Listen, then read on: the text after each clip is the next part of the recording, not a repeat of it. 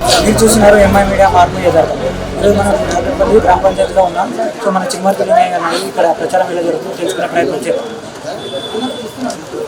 స్థానిక సంస్థల ఎన్నికల ప్రచారంలో భాగంగా ఎన్నికలు ఎప్పుడో జరగాల్సిన ఎన్నికలు దాదాపుగా 2.5 సంవత్సరాల ప్రభుత్వం వచ్చి సర్పంచుల పదవికాలం అయిపోయి కూడా దాదాపు 23 నెలలు కావస్తుంది. కానీ ఎన్నికలు జరపడానికి ప్రజల్లో పోనీకి ప్రభుత్వానికి ధైర్యం సాహసం సరిపోకనే ఆలస్యం కావాలి. కారణం ఏంటంటే ఎన్నికల ముందు అనేక రకాల హామీలు ఇచ్చారు. అలిమిగాని హామీలను ఇచ్చి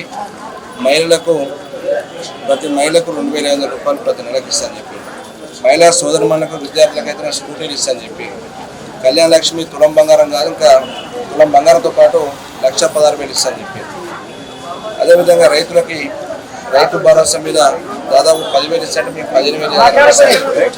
అదేవిధంగా కౌలు రైతులకు 2,000 ఇస్తారని చెప్పి, రైతుకు బోనస్ 500 ఇస్తారని చెప్పారు. ఇట్లా చెప్పుకుంటూ పోతా ఉంటే అనేక రకాల హామీలు ఇచ్చి ఈరోజు మోసం చేయడం కాదు, ప్రజల యొక్క ఆదరణ లేదు, ఆదరణ కరువైందని చెప్పి ఆలోచనతోనే ఎలక్షన్ రాలేకపోయింది. కానీ ఈరోజు ఈ 2.5 సంవత్సరాల కాలంలో ఎన్నికలు పెట్టినా కూడా ప్రజల్లో అనేది తీవ్రమైన వ్యతిరేకత స్పష్టంగా కనబడుతుంది. ఎందుకంటే ఇక్కడ కూడా గ్రామాల్లో డెవలప్మెంట్ అనే కార్యక్రమం ఉంది. ఇలా ఉదాహరణ నాగపేట టౌన్లో ప్రచారం చేస్తున్న మీరందరూ చూస్తున్నారు. హైవే మీద ఉన్న రోడ్ అవుతుందో దాదాపు 16 కోట్ల చిల్లర డబల్ రోడ్డు తీసుకొచ్చింది, సెంట్రల్ లైటింగ్ తీసుకొచ్చింది. 22 నెలల సంది కూడా రోడ్డు చేయడానికి వాళ్ళకి చేతులు రావాలి. డబ్బులు శాంక్షన్ అయినాయి, పని అంతా కంప్లీట్ అయింది. ఆ లైటింగ్ చేసి డస్ట్ చిన్న ప్యాచ్ ఉంటే ఆ ఫిల్లింగ్ చేయవలసిన బాధ్యత ప్రభుత్వం. ఎందుకంటే చిరుమతిగా చేస్తే మాకు ఎలా పేరు వస్తుందని చెప్పి పొద్దున్నేస్తే వ్యాపారవేత్తలు కానీ రాకపోకలు ప్రజలు కానీ ఇలా దుమ్మంత వచ్చి మీద పడుతుంటే ఎందుకు చేయలేదు ఇలా ఓటు అడిగే హక్కు మీకు ఏముందని మేము ప్రశ్నిస్తాం. అదేవిధంగా మాండ్రా రోడ్ ఉంటుంది, ఇక్కడ నుంచి 60 కోట్ల రూపాయలు పెట్టి బీట్ రోడ్ రెన్యువల్ చేపిస్తే మీరు అది చేయం కోటి రూపాయలు అని చెప్పి 14 కోట్లు శాంక్షన్ చెప్పి కొబ్బరి కొట్టి ఇప్పుడు 14 నెలలు అయింది. మంత్రి గారు స్థానికంగా ఉన్న ఎమ్మెల్యే గారు 14 నెలలు అయింది, ఇప్పటికి 30 మట్టిపోయింది. ఇక చిన్నారంప రోడ్డు చూస్తే కొండపామంకి వెళ్ళి చూస్తే దానికి కోటి రూపాయలు శాంక్షన్ ఇచ్చిన కొంతమేర కొండపామం పని జరిగింది. ఇవాళ ఎస్సీ కాల నుంచి మీదకి వెళ్ళిపోతుంటే కొండపామం మొత్తం రోడ్ అంతా గుంటలమయం, సైకిల్ మోటార్ కానీ నడవడానికి రాదు.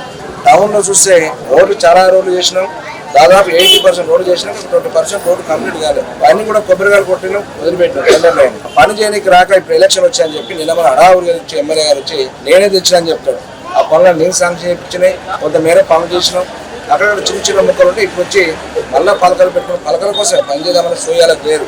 చిన్న వచ్చి ఎలక్షన్ వచ్చాయని చెప్పి నేను కొబ్బరిగారు అంటే ఆన్గోయింగ్ ప్రాజెక్ట్ చేస్తూ వద్దాను. కానీ ఎప్పుడో చేయవలసిన పనులు ఎందుకు ఆలస్యమని మా ప్రశ్న. అందుకని ఈ రోజు ఎవరికి కూడా ఏ ఒక్క కార్యక్రమం చేయకుండా ఎన్నికలు వచ్చినాయంటే ఏదో ఒక స్కీమ్. చీరలు మహిళలకు ఎప్పుడు ఇచ్చిన వాళ్ళు ప్రతి సంవత్సరం కూడా 18 సంవత్సరాలైన ప్రతి మహిళకు కేసీఆర్ గారు చీర బతుకమ్మ చీర ఇచ్చారు.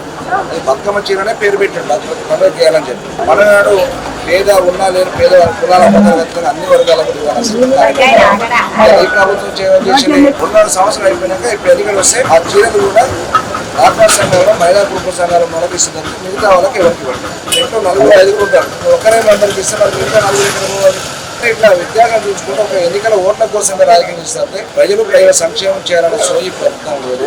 రైతులు ధాన్యం వస్తే విపరీతంగా ధాన్యం ఉంది. ఆనాడు కేసీఆర్ గారు వ్యవసాయ రంగం నీళ్లు కానీ కరెంటు కానీ తీసుకొచ్చి పెడితే ఇలా పుష్కలంగా పంటలు పండుతుంటే మీ కళ్ళ మంటతో ధాన్యం కొనుగోలు చేసే చేత కాదు, 20 గంటల కరెంట్ నాణ్యమైన కరెంట్ ఇచ్చే చేత కాదు. ఇలా ధాన్యం రోడ్ల నుండి 2 నెలలు కావస్తుంది, ధాన్యం ఇంకా మార్కెట్ 20%. ఇలా దళారు చేతిలో పోయి 2,300 మద్దతు ధర ఉంటే ఇలా 1,400-1,500 కనుకుంటే దాదాపు 200 రూపాయలు నష్టపోతుంది రైతు. ఆ నష్టం ఏముంది, ఎక్కడ పోతుంది డబ్బులు 200 రూపాయలు ఇక్కడ ఉన్న ఎమ్మెల్యేలకు కమిషన్లు ముఖ్యమంత్రి దానికి కమిషన్ పెట్టుకోబోతుంది. అంటే రైతులు ఎంత కష్టపడి పనిచేసినా కూడా తీసుకొచ్చి మార్కెట్ వచ్చి అమ్ముకుందామని కూడా సరైన మద్దతు ఇచ్చే పరిస్థితి.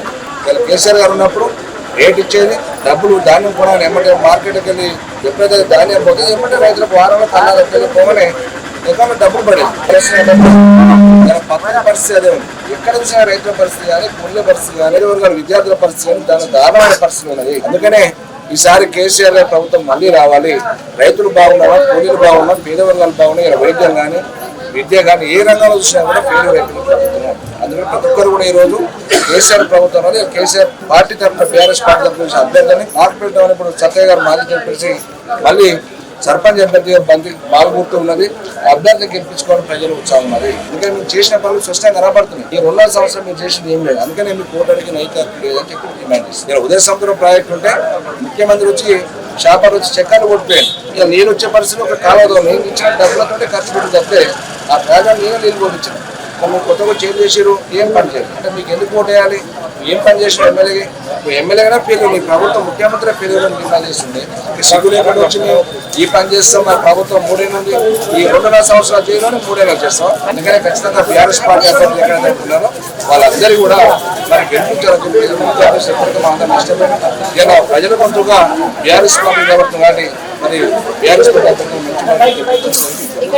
2 సంవత్సరాలు తిరిగి కాళ్ళు రెక్కలు అలిచిపోగా ఊడిగం చేస్తే కూడా పెద్ద మోసం చేసి నన్ను గొంతు కోయడం జరిగింది. నేను ఆయనకి ఏం పాపం చేయలేదు, నేనేం నష్టం చేయలేదు, అయినా కూడా నా గొంతు కోసి బయటికి వెళ్ళగొట్టిండు. ఈ రోజు నేను మీ అందరికి ఒకటే ప్రార్థిస్తున్నా, నా యొక్క బాలు గుర్తు నా యొక్క ప్యానల్ మెంబర్లు అందరూ కూడా మీ దగ్గరకు వస్తారు, వచ్చి గుర్తులు చెప్తారు. మీరు అమూల్యమైన ఓటేసి మమ్మల్ని అందరినీ కూడా 14 మంది వార్డు మెంబర్లను నన్ను గెలిపించాలని చెప్పి కోరుకుంటాను. ఇప్పుడు మీ ముందు మన మాజీ ఎమ్మెల్యే గారు అన్న చిరుమర్తిలింగయ్య గారు మాట్లాడతారు. స్థానిక సంస్థల ఎన్నికల ప్రచారంలో భాగంగా నార్కపల్లి పట్టణంలో చాలా ఓరావరిగా మరి బీఆర్ఎస్ పార్టీ అభ్యర్థిగా దూల్మేడ సత్తయ్య గారి బాలు గుర్తు మరి మీరు పెద్ద ఎత్తున మీరు ఎంత ఆదరణతోటి మహిళలు కూడా ఇంత పెద్ద ఎత్తున వచ్చి మరి సత్తయ్య గారికి యువకులు గాని అందరూ మద్దతు ఉండడం చాలా సంతోషకరం. ఒకటే మీ అందరిని అడుగుతున్నా, దాంతో పాటు గుర్తులు చెప్తా. ఫస్ట్ 1వ వార్డు మెంబర్ జట్టి వెంకన్న స్వామి గౌన్ గుర్తు, 2వ వార్డు పుల్యవల మహేష్ గ్యాస్ సిలిండర్ గుర్తు, 3వ వార్డు కమ్మాలపల్లి స్వప్న గౌన్ గుర్తు, 4వ వార్డు ఐతరాజు రాజేష్ అంటే మన